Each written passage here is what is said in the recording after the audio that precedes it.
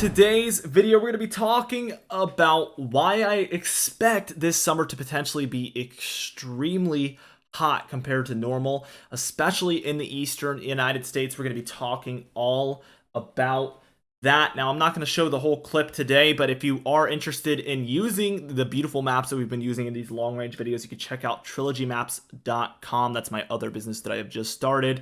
Those are for sale for a very affordable price, and they're extremely beautiful and easy to make weather maps. If you've always wanted to make your own weather maps like I did just 10 years ago when I was 13, I started this channel. These are awesome maps for doing that, so I highly recommend you check that out. Now, basically, we're going to get into the reason, and then we're going to get into the result. That's what we're going to do here today. So the reason why is this guy right here. This El Nino is going to switch up everything. We've seen for 3 straight years, this has been cooler than normal conditions in these areas, these waters. In our ENSO region, El Nino Southern Oscillation is what that stands for. And now we expect it to finally flip warm.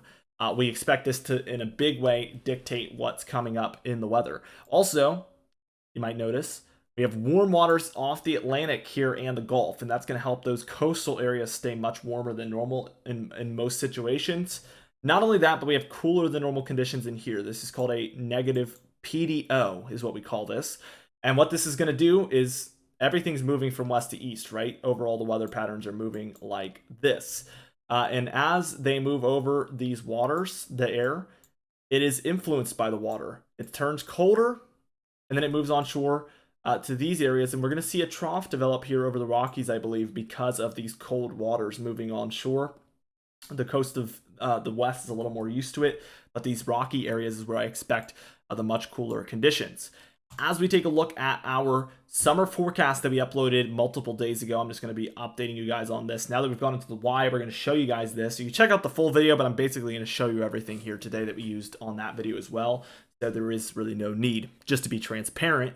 As we can see, we expect warmer than normal conditions for a lot of the west because they are used to this cool air moving onshore, so it's usually a little more temperate for these areas. It's mostly this pocket that we're going to be watching. Something's going to fill in there in a minute, spoiler alert.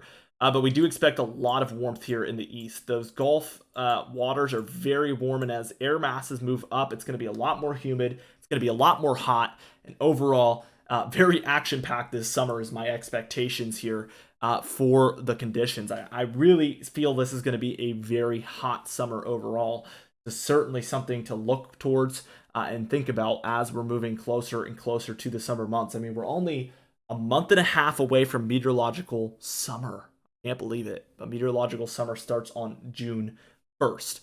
As we add another layer here, you can see we get a little bit warmer here in the southeast, and this is especially where we expect these Gulf pushes of warm air to really impact. We've seen this through the spring, actually, where these areas tend to be the warmest, and that is a contributing factor for me as well, that I really expect these areas to be quite a bit warmer than even just the surrounding areas. So that is my expectations at this point.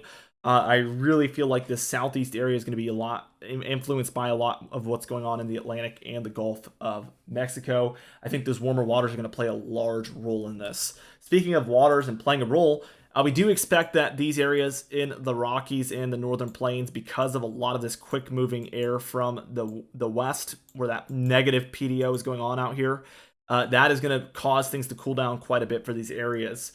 I think the Rockies, and take it a little bit further eastward, they're going to see a lot more cooler conditions and a lot more milder than what you expect during a typical summer. That is what I expect to see for these areas overall for the winter. That's going to be a big time takeaway. The summer, I think I just said the winter, but yeah, the summer is what we expect for this area to be much cooler. So if you can kind of picture the jet stream, it's going to look something likely like this. A lot of warmth here in the east as there's a large ridge.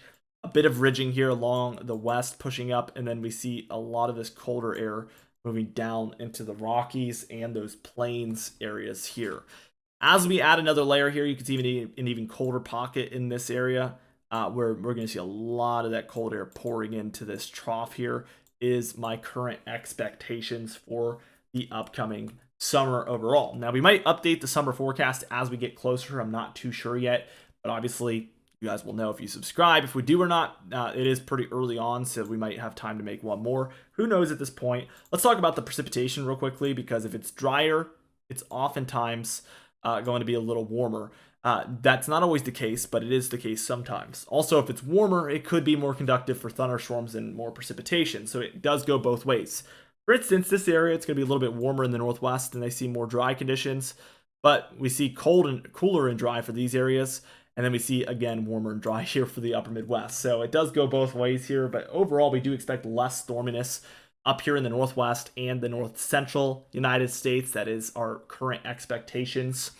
As you can see, for these areas in the northwest, we do expect less storms overall. Washington, Oregon, Idaho, Montana, much more dry than what's typical for these areas.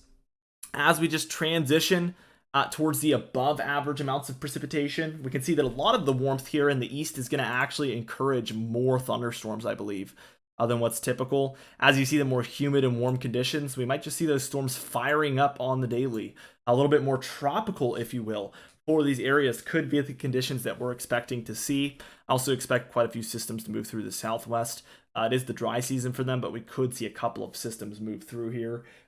Cannot be ruled out in an El Nino type of situation where this storm track does become a bit more common. Now, as we take a look here at our next frame, we can see we expect even more storms for this darker green area. Texas, Oklahoma, Arkansas, the Gulf states here, the southeast states, the Ohio Valley, the Northeast. We expect all of these areas to see a considerable step into the above average precipitation direction. And again, I think this is mostly due to those firing up storms from the warmth and the humidity. I think things like, let's say it's supposed to be tropical and these areas mostly. This is like your tropical United States, let's say. That boundary this summer could be pushed a little bit further because of the warmth and humidity that is going to be really prevailing. That is something that I do expect to be very, very possible. Now, as we take a look at that overall forecast, this is just kind of put into my own words, the overall expectations. Warm and dry through the northwest. More storms for the southwest, although they don't usually see a lot, so it could be, not that much, but still a little bit more than average. We see cooler conditions overall for the Rockies and the Plains, like we mentioned earlier, and then much more dry here for the upper Midwest, the Great Lakes. That is an area that we expect to be a little bit less active for sure.